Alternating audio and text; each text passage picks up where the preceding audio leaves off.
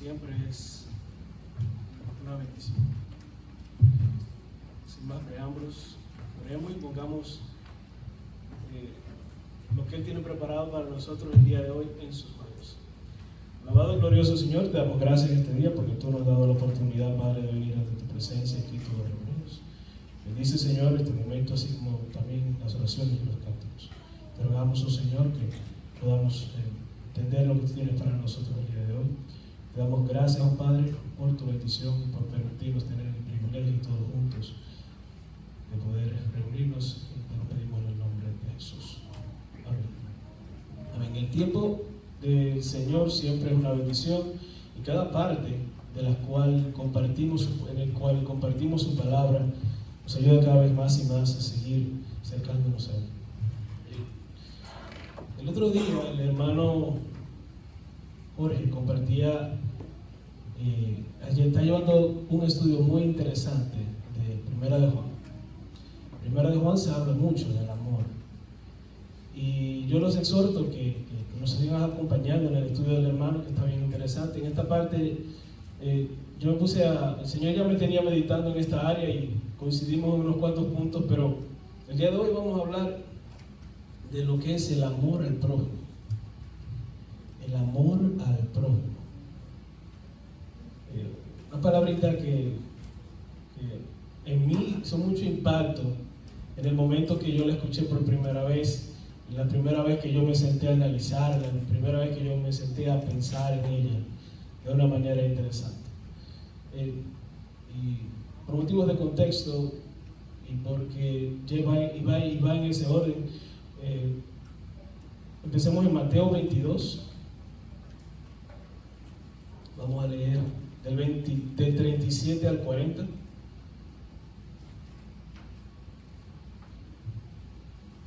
Jesús le dijo: amarás al Señor tu Dios con todo tu corazón y con toda tu alma y con toda tu mente. Este es el primero y gran mandamiento. 39.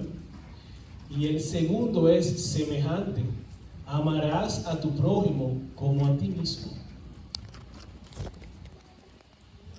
De estos dos mandamientos depende toda la ley y los profetas. De estos dos mandamientos básicamente podemos reducir toda la ley, que es la palabra de Dios, y los profetas, o sea, quienes Dios ha utilizado para llevar su palabra. ¿Y qué es el prójimo?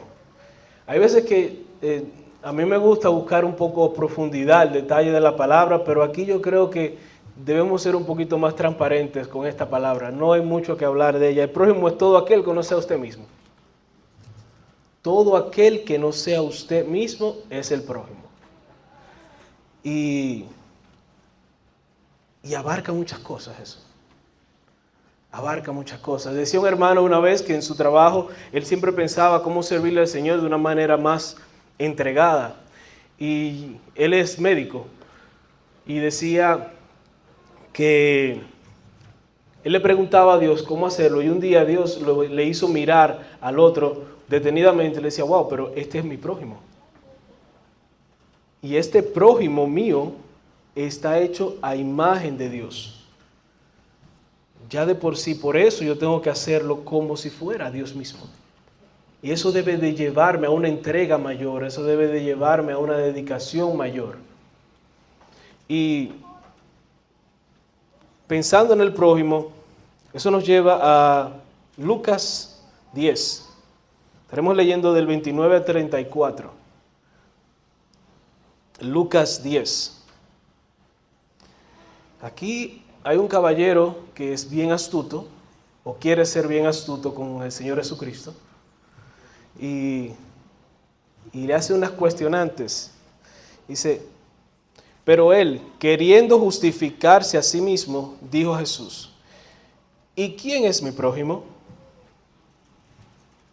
Note que dice queriendo justificarse. O sea, él quería justificar la posición de lo que él estaba hablando, cómo él se estaba comportando. Y si usted quiere justificarse, ¿qué quiere decir? Que usted no lo estaba haciendo bien. Respondió Jesús: un hombre descendía de Jerusalén a Jericó y cayó en manos de ladrones, los cuales le despojaron e hiriéronle, se fueron dejándole medio muerto. Detengámonos ahí. Dice que iba de Jerusalén a Jericó, o sea, era un israelita.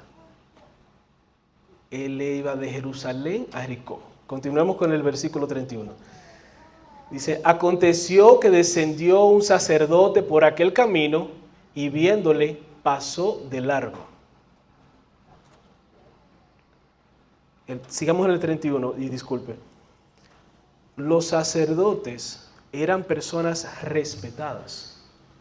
Eran descendientes de Aarón, de la tribu de Leví. Eran los encargados de compartir la espiritualidad a los israelitas, a las diferentes personas. O sea, por ende, eran personas respetadas que tenían cierto respeto y también tenían cierta autoridad dentro de la comunidad. Y dicen que, no sé si usted espera que él se detuviera, pero en mi mente yo pensaba que sí. Usted espera que alguien de ese respeto, que es de la descendencia de Aarón y fue elegido como sacerdote, conforme a lo que Dios nos dice en Éxodo, esperaba que se detuviera a ayudar a esta persona, pero no, él siguió de largo. Sigamos con el versículo 32. Asimismo, un levita, llegando cerca de aquel lugar y viéndole, pasó de largo. Seguimos deteniéndonos ahí. Un levita, o sea, lo mismo, se supone que son personas que servían al pueblo, los elegidos por Dios para servirle a los demás. Y él siguió de largo. Volvemos a lo mismo, usted esperaba que él se detuviera también en ese momento. Usted pensaría que alguien que es respetable, que Dios fue elegido por Dios para servirle a los demás, se detuviera y le ayudara. Ahora, continuemos con el versículo 33. Pero un samaritano que iba de camino, vino cerca de él y viéndole fue movido a misericordia. Él fue movido a misericordia. ¿Por qué? Porque se detuvo. ¿Y por qué resalta el hecho de que sea samaritano? Bueno, porque en el 722 a.C., en las invasiones de Asiria, los samaritanos fueron mezclados con diferentes pueblos y eso trajo diferentes creencias religiosas que fueron mezcladas, y los israelitas, que era de donde veíamos al principio que venía el caballero, lo veían como herejes, como personas que hacían cosas en contra de lo que se consideraba correcto y eran rivales de los judíos. Pero en la parábola que el Señor presenta, quien se detiene es su enemigo. Ayudarle. Y me imagino que sabían que era israelita el que estaba en el suelo porque tenía una vestimenta característica o algo diferente. No todos tenían la misma forma de comprar ahora como lo tenemos, que podemos comprar todo el mismo suéter en todas partes. Ahí me imagino que había cierta característica que lo identificaba un poco de dónde venía. El versículo 34. Y acercándose vendó sus heridas, o sea, lo cuidó, le auxilió, echándole aceite y vino, o sea, lo curó, y poniéndole en su cabalgadura, lo llevó al mesón y lo cuidó y cuidó de él. Lo llevó al mesón y cuidó de él. Por motivos podemos seguir, y es bien interesante que podamos seguir estudiando esta parte. Yo los exhorto a todos que leamos esta parte porque nos es de mucha enseñanza, pero por el motivo de los estudios del día de hoy tenemos claro, vamos a llegar hasta esta parte. Y el amor de Dios no se demuestra a través de palabras. El amor de Dios se demuestra a través de nuestros frutos, a través de lo que hacemos, cómo lo hacemos. Porque podemos ser muy elocuentes en muchas cosas, pero a la hora de demostrar el amor al prójimo, ¿qué hacemos? ¿Qué hacemos? Siempre, eso me llevó a pensar a Mateo 5:44, y lo vamos a leer simplemente por contexto. Mateo 5:44. Pero yo os digo, amad a vuestros enemigos, que fue lo que hizo el samaritano. Bendecid a los que os maldicen y haced bien a los que os aborrecen. Y orad por los que os ultrajan y nos persiguen. Ciertamente tenemos que hacer eso con los que están en necesidad. Tenemos que hacer eso con todo aquel que no seamos nosotros. Sí, yo entiendo que no tenemos todos los recursos para hacer las cosas, pero ciertamente Dios ha de poner en nosotros situaciones enfrente en las cuales Él nos ha capacitado para ayudar. Él nos ha capacitado para servir. Él nos ha capacitado para auxiliar al samaritano. Y en el principio de mis caminos con el Señor, yo escuchaba mucho a un predicador que se llama Armando Alducin. Él estaba de pie, llevando su meditación, y hay unos niños atrás que estaban llorando. Y él desde el púlpito dijo, por favor, encárguense de los niños. ¿Usted cree que Armando Alducin en ese momento tuvo amor al prójimo? ¿Usted cree que en ese momento se detuvo Armando Alducin desde el púlpito a pensar, quizás el niño es recién nacido y quiere comer y no hay manera de hablar? O quizás tiene cualquier otra situación. ¿Usted cree que lo hizo él de manera correcta? No es para que respondamos, pero es bueno tenerlo presente. Y también en un viaje que dimos a Providence, tuvimos la oportunidad de compartir con un hermano que vino de Argentina. El hermano dijo dos anécdotas que se me quedaron mucho. Una de ellas yo le he dicho antes, de una señorita que tenía un esposo que fue a una gasolinería y vio un bombero y él le dijo, wow, mira, con ese te ibas a casar. Y dice ella, no, si se hubiera casado conmigo él no hubiera sido bombero, hubiera sido ejecutivo también. Pero también el hermano hizo una anécdota de cómo en los hogares hacemos tertulia de los ancianos. Hacemos tertulia de los obispos, de los que sirven al Señor. ¿Estamos teniendo el amor al prójimo cuando hacemos eso? Y me impresiona que el hermano lo presentara en ese momento. Y me dejó pensando, porque todos somos culpables de muchas cosas. Y necesitamos tanto del Señor para hacer las cosas diferentes. También escuchaba, no sé si él es bien popular en el mundo cristiano, se llama Sujel Michelin. Él dice que él estaba en una entrevista un día, sale de la entrevista y se apea y va caminando y un hermano se le acerca. Y le dice, hermano, ¿qué tenemos que hacer para que Dios nos mande un mejor predicador como usted a la iglesia local? Y él le dice, hermano, ¿cómo así? Sí, porque no es como usted. Y le dije, hermano, pero ese fue el que el Señor le mandó. Porque no somos de Apolo ni somos de Cefas. Somos del Señor. Y a Él debemos escuchar. Ese hermano que dijo ese comentario, ¿tuvo amor al prójimo? Yo pienso que no. Pensó en cómo se veía la figura y no vio que detrás de ese que hablaba un poquito lento está el Señor dirigiendo esas palabras, porque es el que tenía ese día para nosotros. En eso se manifiesta el amor al prójimo. Dice, para terminar esa parte de la parábola, dice Mateo 10:37. Él le dijo, el que usó de misericordia con él. Entonces Jesús le dijo, ve y haz tú lo mismo. Así nos manda a nosotros que hagamos misericordia a aquellas personas que no lo ven de esa manera o que lo necesitan. Debemos de ir y ser como Jesús, manso y humilde de corazón. Debemos de llevar amor con nosotros. Y eso nos lleva al primer versículo que leíamos el día de hoy, en Mateo 22:39. Y el segundo semejante, amarás. Una palabra muy interesante, amarás.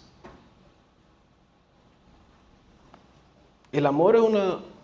El amor, yo pensaba que era un sentimiento hasta que el Señor me enseñó que, que es una acción. El amor es una acción. Y yo le puedo decir que yo todavía tengo mucho que aprender de lo que es tener acción para reflejar el amor que Dios pone en el corazón de uno. Pero el amor es una acción. Y en Juan 14:15,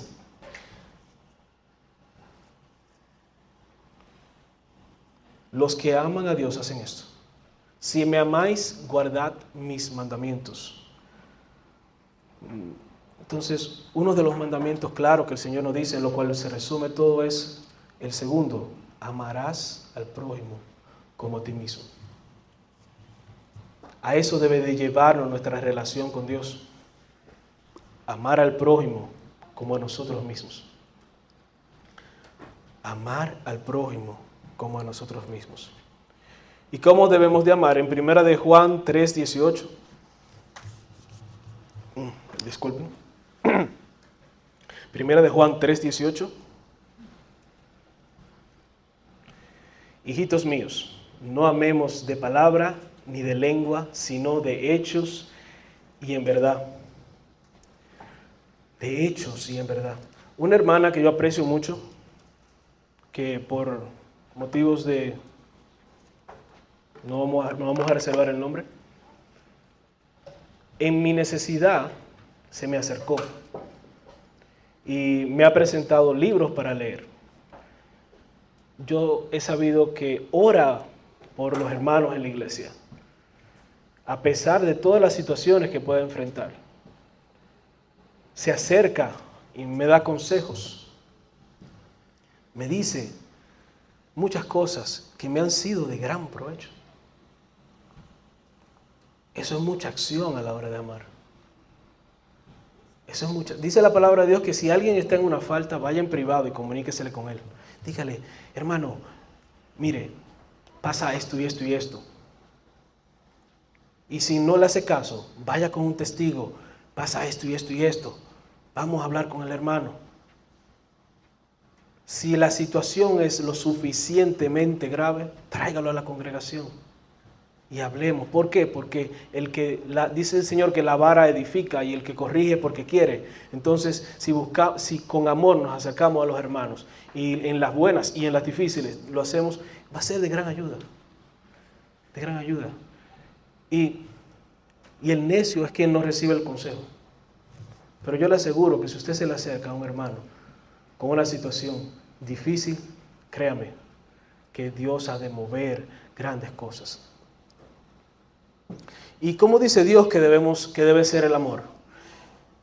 Yo creo que casi todos tenemos este versículo en nuestra casa. 1 Corintios 13, del 4 al 7. Creo que todos tenemos esto en nuestras casas. 1 Corintios 13, del 4 al 7. Y aprendamos cómo Dios quiere que amemos siempre. El amor es sufrido, es benigno. El amor no tiene envidia. El amor no es jactancioso, no se envanece. No hace nada indebido, no busca lo suyo, no se irrita, no guarda rencor. No se goza de la injusticia, mas se goza de la verdad. Todo lo sufre, todo lo cree, todo lo espera, todo lo soporta. Mi esposa podría decir que yo debo de leerlo todos los días, qué bueno. Pero ciertamente así debemos amar. Así debemos amar. Así nos enseña Dios que amemos a los demás. Que amemos con entrega, con dedicación, buscándole el bien a los demás de una manera desinteresada. ¿Y cómo así? Como a sí mismo. Yo me imagino que usted se quiere mucho a usted mismo. Yo creo que sí. Creo que sí. La palabra incluso así lo enseña. Efesios 5:29. Porque nadie aborrece jamás a su propia carne, sino que la sustenta, la cuida, como también Cristo a la iglesia. Mire qué comparación. Como Cristo cuida a la iglesia, así usted se quiere a usted mismo. Como Cristo quiere a la iglesia, así usted se quiere a usted mismo. Debemos querer para los demás todo lo que queremos para nosotros mismos. Siempre, en todo momento. Porque siendo hijos de Dios, a eso somos llamados. A hacer con los demás como nosotros queremos hacer nosotros mismos. En términos populares, en mi país se dice que hay que hacer las cosas como si uno mismo fuera a hacerlas, para que uno entienda cómo el otro lo se va a sentir. Debemos hacer las cosas como si fueran para nosotros mismos. Y yo estoy seguro que usted no se para en el espejo a decirse, qué mal lo hiciste. Mira, tuviste un error. Pisaste mal y se oyó tan feo. No sé, muchas cosas podemos decir. Yo siento que no nos sentamos al espejo a decir nada de esas cosas. Y ahí es donde debemos de pensar qué Dios quiere que hagamos con los demás. Qué Dios quiere que digamos, cómo Dios quiere que lo hagamos. Y no es que lleguemos, cuando decimos como a ti mismo, no es que nosotros somos, no es que deje que el yo reine en su vida. Tampoco es esa la idea. Sino usar el cuidado que yo tengo por nosotros mediante lo que Dios me ha dado para los demás. Así tratar a los demás. Y como debemos tratar a los demás y hasta dónde debemos hacerlo, yo creo que tenemos claros que nunca vamos a llegar a la imagen del varón perfecto. Pero la Biblia nos enseña esto en Efesios 4:13, hasta dónde debemos amar al prójimo y cómo debemos hacerlo. Efesios 4:13. La computadora está un poquito lenta, no se me desesperen. Hasta que todos lleguemos a la unidad de la fe y del conocimiento del Hijo de Dios, a un varón perfecto, a la medida de la estatura de la plenitud de Cristo. Hasta ahí nosotros debemos de amar. Hasta ahí nosotros debemos de ser. Hasta ahí debemos de llegar. Y eso se aplica para todos los aspectos de nuestra vida. Padre, hermano, hijo, compañero de trabajo, amigo. ¿No es eso el prójimo? Porque usted es padre de otro que no es usted, usted es padre de otro que no es usted, usted es hijo de otro que no es usted, usted es compañero de trabajo de otro que no es usted, etcétera, etcétera, etcétera. Y debemos de hacer eso hasta que lleguemos a la plenitud, a la estatura de la plenitud de Cristo. A la estatura de la plenitud de Cristo. Dios que es el Todopoderoso. Dios es perfecto. Y más que eso, Dios lo aceptó a usted y a mí siendo pecadores, siendo sus rivales, siendo sus enemigos. Así como el samaritano recogió al judío que estaba tirado como muerto, así nos recogió Jesús a nosotros en nuestra vida pasada. Así nos recogió, estando muertos en delitos y pecados, estando destituidos de la gloria de Dios. Y Él no miró ser igual a Dios como cosa que aferrarse, para ir a la cruz del Calvario por usted y por mí, que somos sus enemigos, y salvarnos. Así de tanto Él amó al prójimo, o ama, porque todavía existe y pronto vendrá en su gloria. Y eso debe llevarnos a eso. Eso debe llevarnos cada vez más y más a amar al prójimo, así como Dios nos ama. Porque si usted ve, leíamos que se lo compara como Cristo ama a la iglesia. Y Él nos ama mucho. Él ciertamente nos ama mucho. Jesús nos da todas las cosas. Incluso el sol sale para buenos y malos. En su palabra hemos encontrado sustento, apoyo, abrigo y cuántas otras cosas más. En los momentos más difíciles usted ha encontrado la respuesta a sus problemas. En los momentos más alegres usted ha visto el gozo que Dios tiene en su corazón y usted siente que Dios también está alegre con usted por esas cosas que usted encuentra que son de alegría. Aquí hay una hermana que cuando ella prepara algo de comer y usted no se lo come, ella de verdad lo sufre, pero cuando usted lo come, ella se alegra como si ella misma se lo hubiera comido. Así debemos nosotros de alegrarnos y de sufrir con los demás. Así debemos nosotros de apoyar y estar con los demás. La Biblia enseña que el creyente debe buscar el bien para los demás con la misma sinceridad, interés y cuidado con que naturalmente busca su propio bien. Y yo siento que todos buscamos nuestro bien, de alguna manera. De alguna manera. Existe eso en nuestros corazones.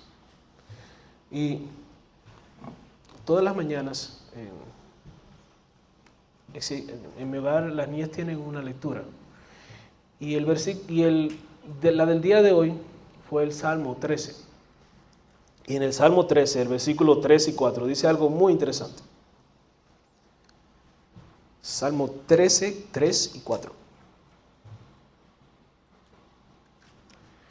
Mira, respóndeme, oh Jehová Dios mío, alumbra mis ojos para que no duerma de muerte, para que no diga mi enemigo lo vencí. Mis enemigos se alegrarían si yo resbalara. Hermanos, las dificultades que hay entre hermanos no vienen de Dios. Las divisiones y las situaciones vienen desde nuestra propia concupiscencia y también de las huestes de maldad que no quieren que las acciones que van conforme a lo que Dios quiere que hagamos sucedan. No resbalemos, no resbalemos. Pidámosle al Señor, oremos los unos por los otros. Si usted ve que yo tengo una situación, acérqueseme y dígamelo. Si usted ve que yo tengo algo que usted siente que puede ser mejor, hágalo. Acérqueseme, hablemos, conversemos. Y ore por mí también.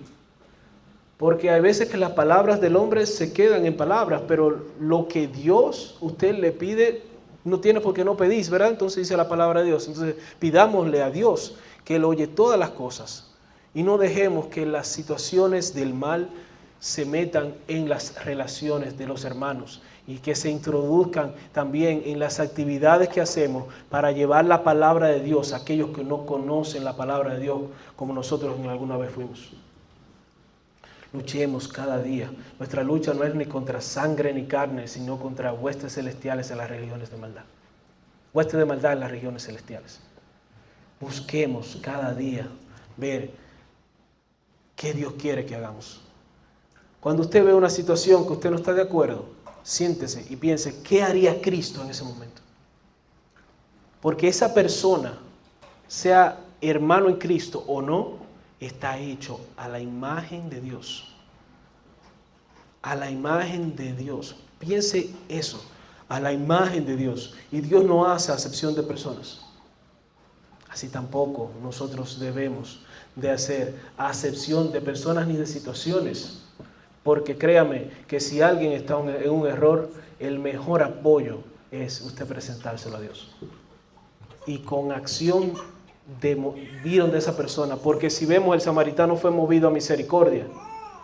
Eso quiere decir que el que se cayó muerto no se lo merecía. Él fue movido a misericordia. O sea que el que estaba tirado no se lo merecía. El que estaba ahí tirado como muerto, fue una acción de gracias que ese caballero hizo. Así hagamos una acción de gracias, incluso en esos momentos donde no lo merecemos. No lo merecemos, porque ciertamente bueno solo es Dios, ¿verdad? Bueno solo es Dios. Imitémosles, porque Él todas las mañanas le escucha cuando usted ora. Todos los días cuando usted sale de su casa, Él está con usted. Todo momento en el que usted le dice, pero Dios mío, ¿cómo pasaré de esta situación? Él está ahí y le busca una respuesta conforme a su voluntad. Cada las noches cuando usted se va a acostar, usted le pide al Señor, Dios mío, permíteme descansar. ¿Y usted cree que usted se merece que lo escuche? ¿Usted cree que usted se merece que le ayude? Ciertamente, yo no creo que yo me lo merezca. Nada de lo que Dios hace por mí. Dios hace muchas cosas todos los días. Y yo trato de vivir una vida en agradecimiento por todo lo que Él ha hecho en mi vida. Y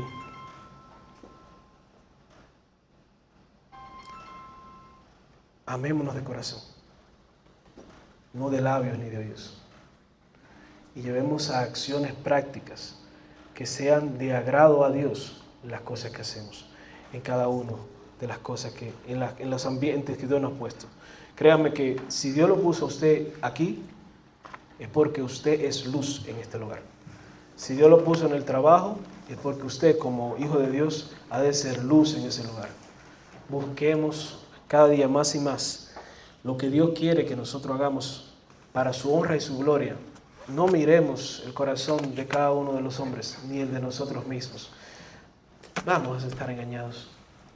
Busquemos hacer la voluntad de Dios, agradable y perfecta. Que Dios bendiga su palabra en nuestros corazones.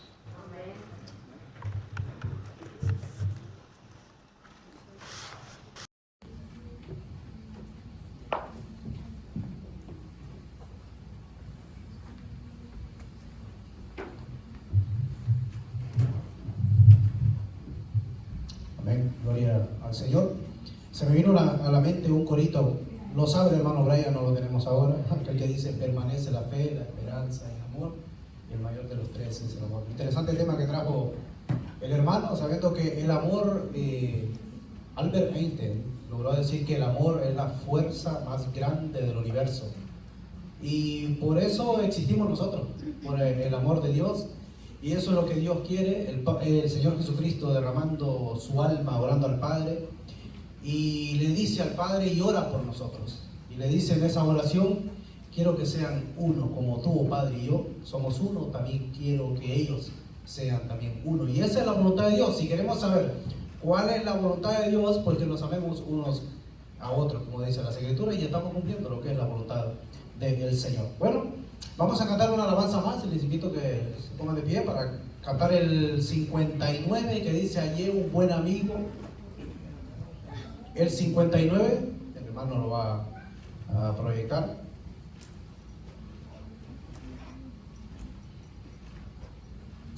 Hallé un buen amigo, mi amado Salvador, contaré lo que Él ha hecho para mí.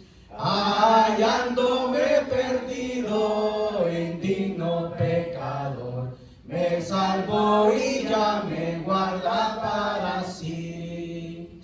Me salva del pecado, me guarda de Satán, promete estar conmigo hasta el fin.